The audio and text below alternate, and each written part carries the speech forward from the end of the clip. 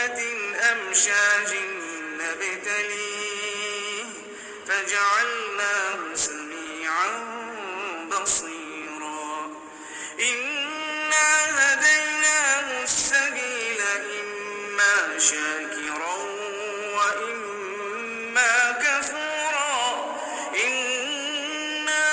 أعتدنا للكافرين سلاسل وأغلالا